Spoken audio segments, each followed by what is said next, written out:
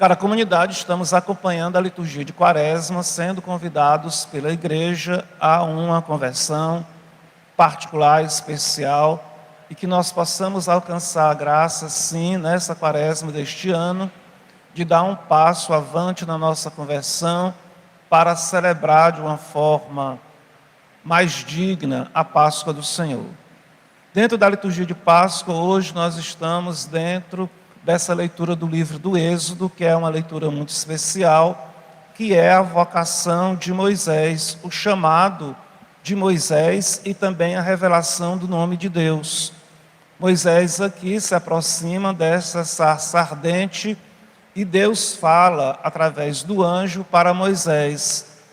O Papa Bento escreveu um texto, Jesus de Nazaré, dois volumes, e no segundo volume, quando ele vai falar sobre a morte e ressurreição do Senhor, ele anota que a sarça ardente é a cruz do Cristo.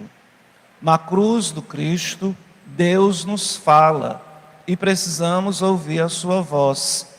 Também dentro do texto, Moisés pergunta a Deus qual o nome do Senhor, como ele vai dizer que Deus o enviou, qual era o nome dele. E Deus diz um nome surpreendente: eu sou aquele que sou.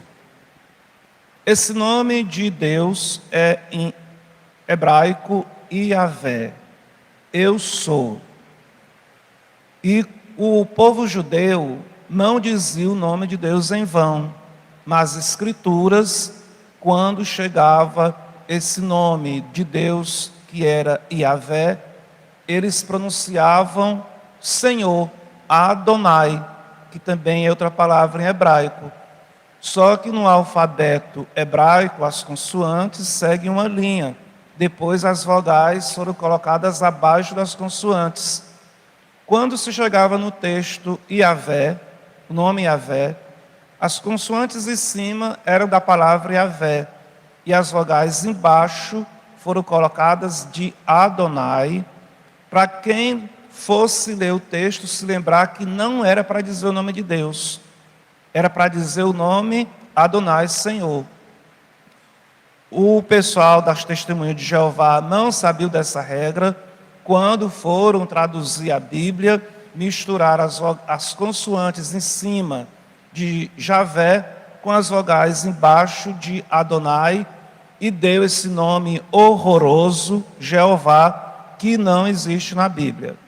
Esse nome Jeová não tem no texto sagrado, é um erro de tradução. E as Testemunhas de Jeová não são cristãos. É importante que as pessoas saibam disso. Eles não têm Jesus Cristo como Filho de Deus, têm como profeta. E adulteram as traduções do Evangelho que dizem quando o Senhor é de fato Filho de Deus. É preciso a gente ter cuidado com estas coisas. Mas também não é porque seja cristão ou não seja cristão que seja mais tranquilo. Nós temos que ter a consciência que Deus foi se revelando para a humanidade através do povo judeu e depois fundou a igreja. A igreja católica é a revelação da verdadeira religião de Deus. Nós não podemos ter assim, a igreja católica é só mais uma a mais, tanto faz como tanto fez. Como também tem pessoas que, para justificar estar em qualquer igreja, diz: não me interessa a igreja, o que me interessa é Jesus Cristo. Não, mas se nós nos interessamos por Jesus Cristo, devemos saber que o Senhor teve uma missão e fundou a igreja. Tu és Pedro, e sobre essa pedra edificarei a minha igreja. Dentro do texto de São Paulo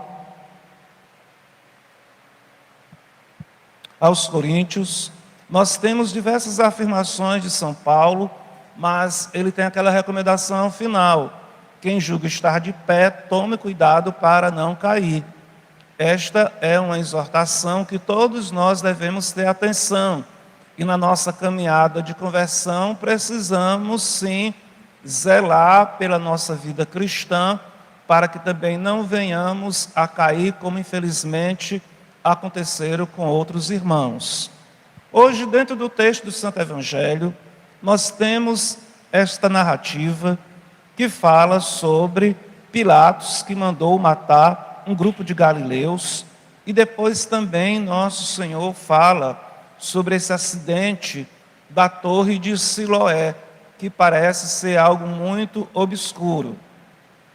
A beata Ana Catarina Emmerich, no seu livro, fala, ao final do livro, depois de todas as narrativas que ela faz sobre a paixão e a glorificação do Cordeiro de Deus, no final, ela vai comentar um pouco a questão desses dois fatos, desta morte dos galileus e desse acidente da torre de Siloé. O que é a beata, nas suas visões, que foi uma beata que viveu muito tempo só se alimentando da Eucaristia, vivia em êxtases, vendo a vida do Senhor. E nesses seus êxtases, ela viu esses fatos aqui. Então, ela comenta que, primeiro, sobre esse negócio da torre de Siloé, foi essa torre que levou à inimizade de Herodes com Pilatos. A torre de Siloé seria uma torre que faria parte de um conjunto para se levar água para um determinado local de Jerusalém. E Herodes cedeu arquitetos e trabalhadores para poder ajudar Pilatos nesse trabalho. E o que foi que Herodes fez? Ele colocou pessoas do grupo dele para que pudesse exatamente boicotear essa construção e depois caísse e o povo ficasse com raiva de Pilatos. Então fizeram a construção com esse pessoal que era do partido de Herodes, eram chamados os herodianos. Eles eram como algo de um grupo secreto que agia no meio do povo, que nem a maçonaria hoje. Então, eles fizeram lá o trabalho com os arquidutos, com essa torre. Quando foram tirar lá as estacas para manter a estrutura, caiu e matou os operários. Como diz aqui o texto do Evangelho, matou 18. E isto Herodes então promoveu para criar um mal-estar do Pilatos com o povo. Herodes viu aquilo ali, inclusive depois, quando Herodes fez a festa, o festim que chamou diversas autoridades da região para aquela festa, que foi aquela festa que mandou decapitar a cabeça de João Batista. Herodes também, por ironia, mandou chamar Pilatos para participar dessa festa, que não foi, porque a intriga estava grande. E houve uma insurreição na Galileia, porque o Pilatos, ele mandou aumentar os impostos em Jerusalém para pagar o prejuízo que teve essa construção. O povo se rebelou, particularmente um Judas Galileu, na Galileia, se rebelou contra Roma e Pilatos mandou fazer um verdadeiro massacre desses revoltosos. E a Galileia era área também de ação de Herodes, e ele fez isto como para se vingar daquilo que Herodes tinha feito com ele. Então essa torre, essa morte desses galileus tem a ver com as rixas e com as intrigas entre Herodes e Pilatos, que quando é depois, lá no julgamento de Nosso Senhor, quando o Senhor é preso, Pilatos quer livrar Nosso Senhor daquela situação, fica procurando o caminho, sabe que Nosso Senhor é da Galileia, sabe que Herodes está em Jerusalém, para não se comprometer, ou não, vamos dizer, criar problema com aquela situação, que os judeus estavam querendo a morte do Cristo, Sinédrio, e Pilatos não estava muito convencido, ele manda Nosso Senhor para Herodes. É dito nos textos dos evangelhos que foi uma forma de Pilatos tentar escapar daquele julgamento, jogando lá Nosso Senhor para as mãos de Herodes. Mas Herodes depois, vendo que Nosso Senhor, ele achava que era apenas um lunático, manda de volta para Herodes. E o texto do Evangelho diz que quando Herodes devolveu Nosso Senhor para Pilatos, a partir daquele momento, eles fizeram as pazes. Herodes, quando manda Nosso Senhor para Herodes, Pilatos manda Nosso Senhor para Herodes, é como reconhecendo a autoridade de Herodes. Herodes fica satisfeito, manda de volta para Pilatos, e naquela confusão ali de Nosso Senhor sendo levado de um lado para o outro no seu processo, aqueles dois voltam a ser amigos. Mas nós temos então que morreram esses 18 pessoas por causa da torre de Siloé. E Nosso Senhor diz: vocês por acaso acham que as outras pessoas de Jerusalém não eram mais ou menos culpadas do que aqueles? Não, digo que não. Se vocês não se converterem, vocês vão morrer do mesmo modo. É interessante que a palavra do Cristo sobre as duas situações não é uma palavra de uma pessoa que vai se rebelar contra o Império Romano. Ele poderia utilizar aquelas duas situações que foram bem críticas, que tinham a ver com política, para poder, se fosse um Messias revolucionário, guerreiro, de incentivar, insuflar o povo contra as autoridades existentes, tanto contra Herodes, contra Pilatos. Mas o que foi que o Senhor chamou a atenção? Da necessidade de conversão. Todas aquelas coisas terríveis estavam acontecendo, mas é preciso haver conversão no coração dos seus filhos, dos filhos de Deus. Existem muitas coisas terríveis acontecendo no mundo, nós precisamos nos converter. Às vezes a gente se deixa levar pela coisa terrível das notícias, mas não trabalha na conversão. A conversão fica sendo deixada de lado. Tanto assim que a gente se admira, não é? Porque nós passamos já esses 2 anos tão sofridos, rezando, buscando a conversão. Quando a gente menos espera, a gente pensa que tem pessoas que melhoraram um pouquinho, vão querer fazer carnaval lá em Aracati, em pleno tríduo pascal. Quer dizer, parece que o ser humano não toma muito, vamos dizer, jeito quando não quer. É preciso que a gente se converta. Mas a Ana Catarina, ela diz algumas coisas mais sobre esse fato. Ela diz que os funcionários, esses operários que morreram, eram de um bairro de trabalhadores muito pobres, jornaleiros, pessoas que viviam de diária, pessoas que carregavam água e lenha para os sacrifícios no templo.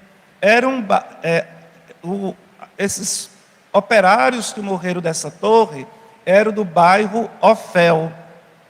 Quem vai lá depois procurar saber no mapa, Jerusalém, no templo de Nosso Senhor, vai ver que tem um bairro Ofel quase de frente para o Monte das Oliveiras.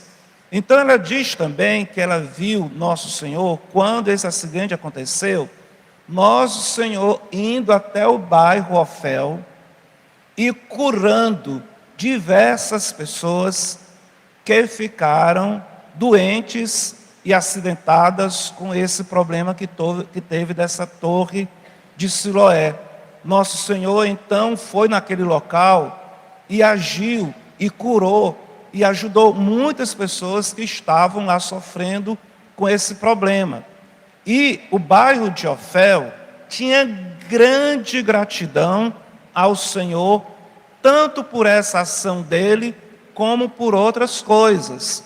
Porque naquele bairro pobre, tinham muitas pessoas que tinham sido curadas por Nosso Senhor, cegos, pessoas mudas, pessoas que tinham diversos problemas. Muitos daqueles que viviam no bairro de Ofel, naquele bairro pobre, eram pessoas que tinham sido beneficiadas pelo ministério do Senhor.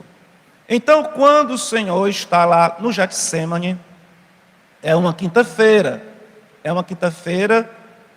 já da Semana Santa. Ele está lá, sai da ceia pascal e vai para o Monte das Oliveiras, o Senhor está lá orando, passando aquela agonia, e estava vendo aquele tititi,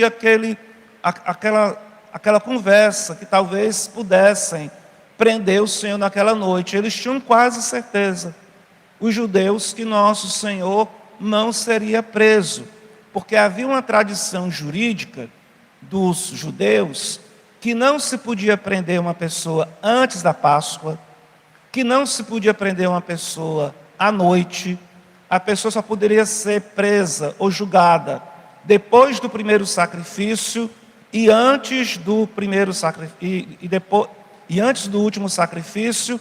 Então não era possível, pelas tradições dele, que uma pessoa fosse presa e principalmente condenada à morte, porque para a condenação de morte era preciso tempo para se confirmar a morte do Senhor. Então havia aquele mal-estar dentro da cidade. Nosso Senhor se dirige para o Monte das Oliveiras às 9 horas, quando é mais ou menos meia-noite, o Senhor é preso. É dito então que quando o Senhor está lá na agonia, Nossa Senhora está sofrendo, está com as santas mulheres, querendo saber notícias do que está acontecendo com o Senhor. E o Senhor está no Getsêmani, e Nossa Senhora vai se aproximando do Horto das Oliveiras, estendendo a mão e vai sentindo o sofrimento do seu filho e desmaia, vendo o sofrimento de Nosso Senhor. E as santas mulheres que estavam com ela as socorre. As santas mulheres, também São João, faz um papel muito intenso na consolação das dores de Nossa Senhora. Então, a Nossa Senhora vai percebendo aquilo. Quando menos se espera, ouve-se um barulho em Jerusalém. Soldados tomam conta do bairro Ofel, porque segundo Judas, ali poderia haver uma grande rebelião quando o Senhor fosse preso, e quando o Senhor descesse do Monte das Oliveiras preso, ele passaria por esse bairro Ofel. E foi o que aconteceu. Quando foi mais ou menos meia-noite, foi aquele barulho de soldados, e o pessoal perguntando o que é que estava acontecendo. Era o Senhor que tinha sido preso. Diz que o povo de Ofel saiu para as ruas, levantava os braços, caíram no chão, caíram de joelho, estavam super sofridos com o que estava acontecendo. Se levantou um grande clamor de madrugada pela prisão do Senhor. Quando o Senhor foi passando pelo bairro de Ofel, o povo foi se aproximando do Cristo que estava preso, pediam aos soldados a pessoa do Senhor, e os soldados não cendiam. Então foi um negócio de muito sofrimento, porque, segundo Ana Catarina, da saída do horto, do Monte das Oliveiras, até a casa de Amás, Nosso Senhor caiu 17 vezes no chão. E ele estava amarrado com as mãos, e com muitas quedas dele, ele caiu com a face no chão, com o rosto no chão. E depois, vendo o sofrimento muito grande, alguns soldados intervieram para soltar um pouco as mãos do Senhor, para que quando ele caísse, ele pudesse segurar. Então, houve um grande clamor e grande sofrimento, que quando o Senhor foi preso, ele passou por um bairro de pessoas que foram profundamente beneficiadas pelo seu ministério. Quando o Senhor passou, já tinha passado pelo bairro, e o povo estava todo desolado, sofrido, veio outro sofrimento.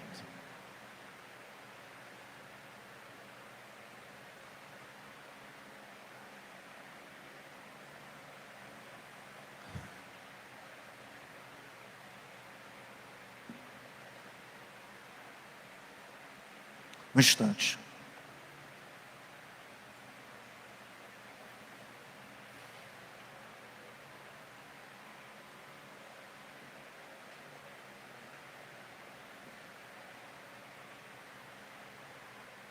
Veio outro sofrimento.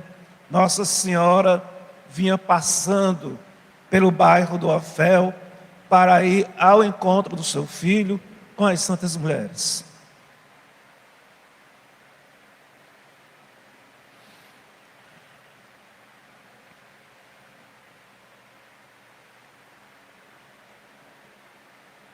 Quando o povo do bairro viu que era Nossa Senhora, viram que era a mãe de Nosso Senhor,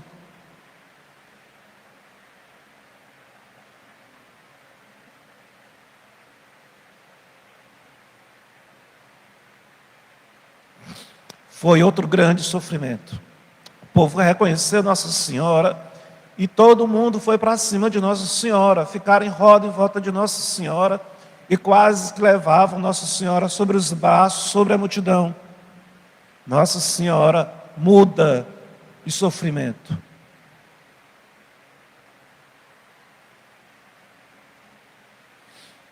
E o bairro vê então a mãe de Nosso Senhor com as santas mulheres, com alguns discípulos, atravessando o mesmo caminho pelo qual seu filho tinha sido preso. Nós, então, nesta quaresma, nós queremos nos unir também às dores de Maria, às dores de Nossa Senhora, que vai participar de uma forma muito intensa do sofrimento do seu filho. No texto de Ana Catarina, ela diz que Nossa Senhora diversas vezes no seu sofrimento e na sua dor desmaia. E são as santas mulheres que a recebem nos seus braços e dão força para Maria Santíssima seguir em frente. Esse grupo dessas mulheres e do discípulo, particularmente de João, que acompanham Nossa Senhora, é providencialmente um grupo de discípulos, de pessoas que também confortam e socorrem Nossa Senhora dentro daquela caminhada do Calvário que ela ia fazer com seu filho. Que nós também, Paróquia Jesus Maria e José, Igreja Católica, nós possamos ser como este grupo que consola a Santa Mãe de Deus nas suas dores, de ver o seu filho assassinado diante dos seus olhos. Louvado seja nosso Senhor Jesus Cristo. Para sempre seja louvado.